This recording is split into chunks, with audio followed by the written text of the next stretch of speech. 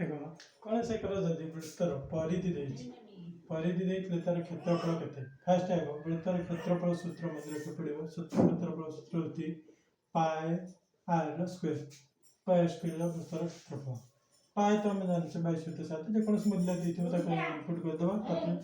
are मूल्य निर्णय करा पड़ो परिधि परिधि आर मूल्य निर्णय कर परिधि 2 पाए आर इज इक्वल टू 352 2 गुणन 22/7 पैर गुणन r is equal to 352 r is equal to गुणा सेपटे हरा हम 352 डिवाइडेड बाय 2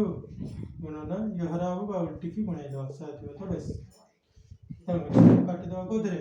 आमर 11 काटद 11 दुगुणे 22 11 3 33 22 11 दुगुणे 22 2 रे काटिले आसो 16 आपको 2 रे काटि दियो 16 जदि काटे 8 856 आर ए गला 56 मीटर आर ए गला 56 मीटर तापर क्षेत्रफल क्षेत्रफल पाई आर स्क्वायर निर्णय कर क्षेत्रफल एरिया ऑफ सर्कल हला पाई आर स्क्वायर पाई र मूल्य हला 22/7 गुणन आर स्क्वायर 56 गुणन 56